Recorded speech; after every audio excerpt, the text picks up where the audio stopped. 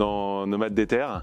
Ce qui m'a séduit et ce qui m'a fait venir ici et ce qui me fait m'investir, c'est cette projection d'un retour au nomadisme, mais qui est quand même ancré dans la réalité moderne d'aujourd'hui. Je crois que c'est pour ça que les low-tech, ça me plaît aussi, c'est qu'il y a un côté de retour à l'essentiel, sans pour autant que ce soit un retour à l'obscurantisme. Je suis un technicien de formation et de profession, et c'est très important pour moi de garder les techniques sobres qui peuvent être parfois ancestrales et parfois modernes, comme des auxiliaires d'une vie. Enfin, on en est. Moi, je vois ça comme je suis un humain, un Homo sapiens, et on vient de loin quand même, loin dans le temps, loin aussi dans la géographie. Et le temps et la géographie, c'est quoi? C'est vraiment les deux facettes principales du nomadisme.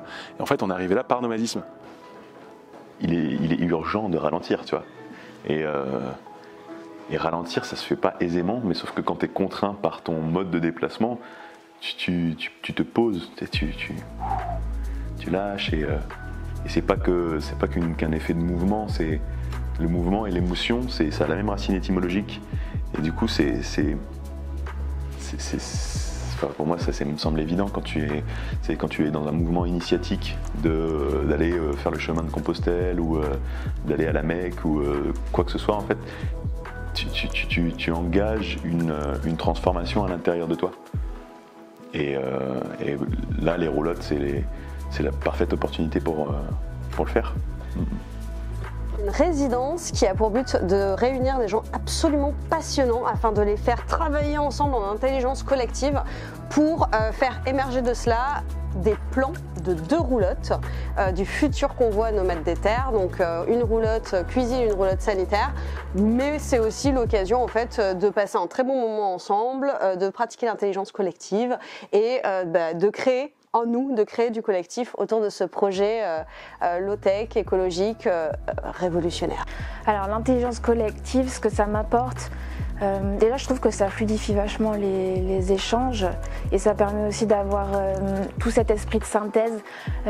Par exemple le fait que Marine a écrit au tableau a repris ce qu'on avait vu avec Christelle et comme ça qu'on ait tous pu apporter notre pierre à l'édifice en rappelant un des points qu'on avait appris dans la journée. Je trouve que ça permet de mieux mémoriser les informations. Je sais pas, j'ai pas l'habitude de forcément de travailler comme ça en collectif. Enfin, si j'ai fait différemment, mais à moins nombreux, on va dire. Souvent à 2-3 personnes. Et là, c'est bon parce qu'on n'est pas dans un concret imminent non plus. Et du coup, j'ai pris assez de recul pour finalement tout apprécier comme ça vient. Et parce que finalement, je me sens... Enfin, aujourd'hui, dans le projet, je suis à un point où l'implication est pas... C'est pas tant gênant. Je sais que collectivement, quand je travaillais avant, c'était des choses où il y a des responsabilités qui sont immédiates. Et du coup, je sais que des fois, j'ai pas cette patience à prendre le temps d'écouter toutes les opinions, toutes les choses. Moi, j'ai tendance un peu à rentrer dedans et lever la tête quand c'est terminé et que je suis satisfait à mon niveau. Du coup, c'est bien, ça apporte plein de petites choses. Et c'est ce qui fait aussi la force du groupe, c'est qu'on se rejette la balle aussi, mais d'une façon saine, je veux dire, en termes de maîtrise et de corps de métier. Et c'est ce qui a été le plus incroyable aujourd'hui, c'est qu'on a pu se renvoyer la balle et faire grossir les questionnements et les réponses potentielles qu'il pouvait y avoir. Et maintenant, on peut le partager avec le reste du groupe. Et finalement, le fait d'avoir été dans un petit groupe pour ensuite le partager à l'ensemble de l'Assemblée et le faire poursuivre aussi dans les jours qui viennent, c'est vraiment ce qui est déterminant, cette collectivité de la pensée. Et je pense que c'est ce qui fait la force de ce projet et c'est la force aussi de l'avenir du projet. Enfin, on a vraiment retrouvé toutes les corrélations positives de ce que peut apporter Nomades des Terres. Et je trouve ça hyper intéressant, même si ça veut rien dire, cette progression de vraiment depuis mon arrivée ici jusqu'à aujourd'hui. toute cette construction du lien qui est hyper forte et qui me tient maintenant, que j'avais pas au départ. C'était vachement impressionnant de se retrouver là, de ne pas se sentir légitime, de se sentir petit. C'est très impressionnant. Et puis en fait, au bout du compte, c'est quand même un partage d'humain à humain, donc c'est quand même... c'est simple en fait, et tout le monde peut être capable d'intégrer pas le projet, mais enfin ce genre de projet de vie, même si t'es pas spécialiste, si tu as un minimum envie de partager, de voyager, de protéger. Ce matin c'était hyper instructif parce que j'ai pas parlé d'ailleurs à la fin de la présentation parce qu'en fait ça a trop remué de choses. Parce que souvent tu es focus dans une action militante et tu oublies un peu tout ce qu'il y a autour. Et là ça a tout remis en contexte, un peu comme quand tu fais une fresque du climat. Au début tu penses que juste à la santé humaine par exemple, et en fait il y a tout ce qu'il y a autour. Et du coup c'est un peu perturbant, ça remue beaucoup de choses. Et du coup ça m'a refait prendre conscience de pas mal de choses que j'avais un peu mis de côté. Et après, donc ça c'était un peu une partie très introspection. On était en intérieur et puis après on est sorti voir les chevaux et là c'était plus l'ouverture et plus la projection aussi parce que du coup on a pu commencer à rentrer dans le projet, à se dire qu'est-ce qu'on va mettre en place. Et les chevaux dans tout ça? Parce que les chevaux ils tirent les roulottes quand même. À partir de quel moment on peut se dire qu'on cherche à avoir un monde de demain équilibré dans notre rapport au vivant quand on demande à des chevaux de tirer des roulottes pendant 2 heures? Ça a été sujet à grande réflexion.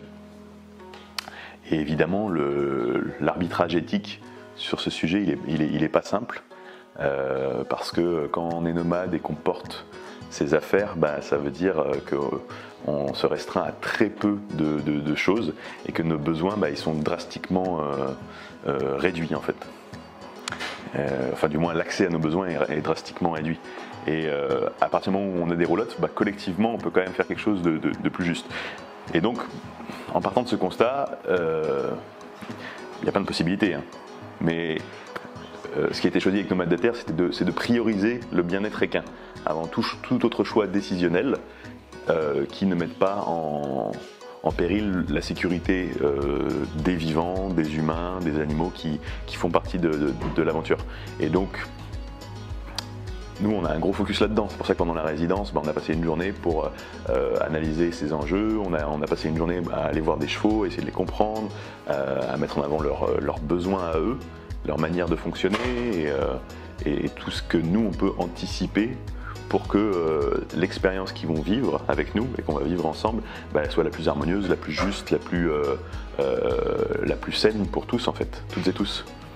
Et donc, c'est un parti pris. Mais c'est un parti pris qui a été longuement réfléchi. Et peut-être qu'il va évoluer aussi. Peut-être qu'au bout d'un moment, on va se dire, finalement, il faut que ce soit nous qui tirions les roulettes. Donc combien est-ce qu'on attelle d'humains derrière chaque roulette? Et après, il y a eu l'enjeu de bien tout cibler, de ne pas laisser de côté un usage, une fonctionnalité qui est nécessaire dans la roulotte, donc être bien concentré, être dans sa tâche. Pas trop lever le nez, voilà, être pro, conscient.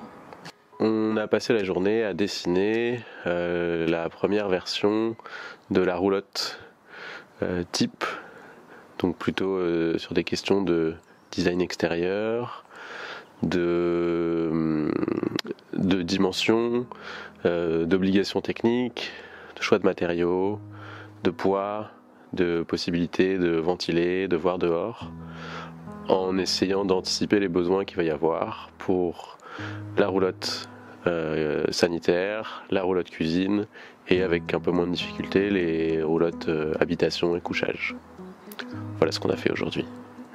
Et on a abordé plein de problématiques que je ne me pose pas habituellement, notamment sur l'impact écologique, de la provenance des matériaux, tout ça, et qui était hyper intéressante. Donc c'était chouette de se poser tout plein de problématiques, lister plein de solutions et finalement d'en trouver une qui la plupart des temps était finalement juste la moins pire, parce que dans les matériaux il y a tout plein de choses qu'on utilise qui ne seront pas géniales. Du coup il y a eu beaucoup d'options qui se sont terminées en fait, parce que c'était soit des matériaux déjà de récupération et déjà transformés, ou alors des matériaux qui avaient un gros potentiel de recyclage derrière. On s'est demandé pour nous qu'est-ce que c'était finalement une roulotte. On a trouvé voilà, des petites variantes assez sympas dans la forme de la toiture, dans les matériaux aussi, pour avoir une identité finalement assez chouette. Il y a eu un gros challenge sur l'eau, sur la gestion globale de l'eau dans les roulottes, parce qu'on est sur les roulottes cuisine et sanitaire, donc c'est un enjeu assez important. Enfin voilà, je veux dire, on n'est pas sur de la bibliothèque quoi. Ça a amené un débat de fond hyper intéressant et je pense qu'on va être nourri pour les prochains jours de cette problématique qui va être centrale dans tout le convoi qui va être mené et qui va nous alimenter pour le coup aussi bien dans la conception que lorsqu'on va transiter lors de la phase finale d'usage. C'est un premier jet, on va être amené à le retoucher, tout ça, mais en tout cas c'est voilà, le grand saut est lancé. Donc il y a un gros potentiel de résilience avec ce projet qui se construit déjà, tu vois, juste dans nos réflexions qu'on a en ce moment, c'est magique. Et je pense que quoi qu'il arrive, en fait, déjà tout ce qu'on a réussi à poser, à analyser, tout ça, pour moi, c'est ce qui est aujourd'hui, à notre époque, le plus précieux à analyser. Je pense qu'il faut que le monde sache. Voilà, le Chili de Vincent, super.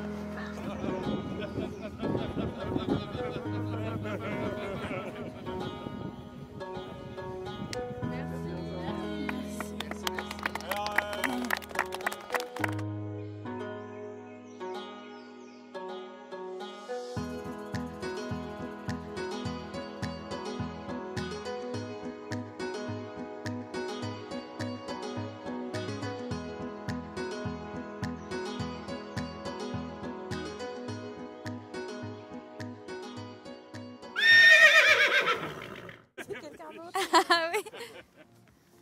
Oh, big up, le Zin.